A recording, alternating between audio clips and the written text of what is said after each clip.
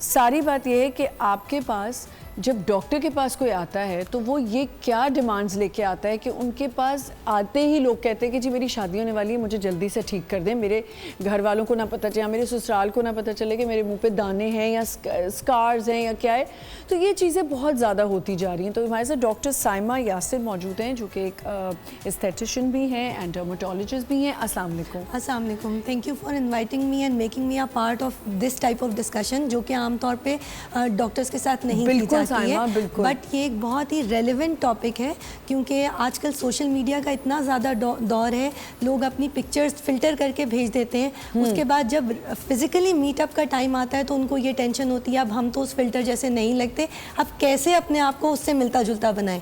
پھر ان کی دوڑیں شروع ہوتی ہیں کلینکس میں, ان کی دوڑیں شروع ہوتی ہیں ڈرمیٹولوجسٹ کے پاس. آپ یہ بھی دیکھو کہ جو ایک طبقہ ہے وہ تو شاید افورڈ کر سکتا ہے, لیکن جو نہیں کر سکتا پھر وہ یہ ٹوٹکے فارمولا کریمز پہ چلے جاتے ہیں, یا وہ یہ جو ہمارے یہاں سوشل میڈیا میں جو کوئی بیٹھ کے دیکھیں, آپ سوشل میڈیا پہ بیٹھی ہیں, ایک آپ نے اپنا چینل بنا لیا, اب کسی نے آپ کی ڈگری نہیں دیکھی, کسی نے آپ کا کوئی کلینک نہیں دیکھا, میں ایک بات کر رہی ہوں جنرلی, اور میں نے وہ چیزیں سٹارٹ کر دیں کسی کے کہنے پہ, تو کتنا نقصان ہے یہ. ایگزیکٹلی.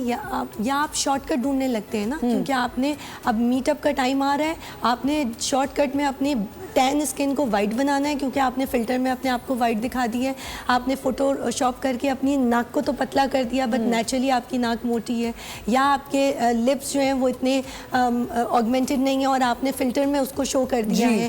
اب اس کے لیے وہ جو ہم ایک دوڑ میں لگ جاتے ہیں نا کہ ان اچیویبل کو اچیو کرنے کی دوڑ میں, اور اسکیمز اتنے ہونے لگ گئے, اس وجہ سے اسکیمز بھی ہو رہے ہیں, لوگ پریشان بھی ہیں اور طلاقوں کا رجحان بھی بڑھتا جا رہا ہے انہی سب چیزوں کی وجہ سے, کیونکہ سیٹسفیکشنز نہیں ہے, سیٹسفیکشن نہیں ہے. بالکل. تو سائمہ جب یہ لڑکیاں, ینگ لڑکیاں جو آتی ہیں, کیا میں نے تو کچھ لڑکیوں کو یہ بھی دیکھا سائمہ کہ وہ بیٹھ کے کلینکس میں کہہ رہی ہیں کہ ہمیں وائٹ کر دیں, آلریڈی اچھی کمپلیکشن ہے but they want to get so fair کہ ان کو ہوتا ہے بس ہم بہت فیئر ہو جائیں. کیا آپ سمجھتی ہیں کہ اس میں ہماری انڈسٹری کا بھی کچھ ہے کہ لڑکیوں سے فیسنیٹ ہو جاتے ہیں؟ آنیسٹلی اسپیکنگ اگر میں آپ کو بتاؤں کہ جن خواتین کو کچھ آپ نے نہیں دیکھا ہوتا ریالٹی میں, ان کی کمپلیکشنز بہت ویٹش ہوتی ہیں, بہت نارمل ویٹش کلر کی ہوتی ہیں, گندمی جسے کہا جاتا ہے, یا تھوڑی ڈارک ہوتی ہیں, کیونکہ وہ جب ٹی وی پہ آتے ہیں تو وہ بہت حسین لگ رہے ہوتے ہیں. بالکل. سب آپ اس کو زیادہ بہتر ایکسپلین کر سکتے ہیں کہ جو ویٹش کمپلیکشن ہوتی ہے اس کو اسکرین بیوٹی بہت اچھی ملتی ہے. سب سے خوبصورت کمپلیکشن جو ہے نا وہ ٹین کمپلیکشن کنسیڈر کیا جاتا ہے کیونکہ اس میں اٹریکشن سب سے زیادہ ہوتی ہے. آپ دیکھیں جتنے یورپینز ہیں, انگریز ہیں, وہ سب اسپیشلی دھوپ میں لیٹتے ہیں آئل لگا کے تاکہ وہ ٹین ہو. وہ تو آپ چھوڑیں, اگر آپ فورن کنٹریز میں دیکھیں تو وہ جتنے فیئر ہیں وہ اتنی ہی ٹین ڈبل انڈر ٹون لیتے ہیں اپنے لیے just to show them more attractive, کیونکہ ڈیفینیٹلی جتنا آپ ویٹش ٹون کی طرف جاتے جاتے ہیں اتنا آپ کا اٹریکشن میں اضافہ ہوتا ہے. And you are right, not کچھ لڑکیاں ہمارے پاس جتنے وہ وائٹننگ انجیکشنز کے لیے لوگ آ رہے ہوتے ہیں اس میں سے 90% وہ فیمیلز ہیں جن کی شادیاں نہیں ہوئیں. اکثر تو اب مدرز لے کے آنے لگ گئی ہیں بچیوں کو کہ پلیز ان کو گورا کر دیں. میں اکثر اپنے کلائنٹس کو یہی کہتی ہوں آپ ابھی تو گوری ہو جائیں گی, بعد میں کیا ہوگا, بعد میں کیا کریں گے, بعد میں کیا ہوگا. بٹ اس کے کوئی سائیڈ افیکٹس ہیں؟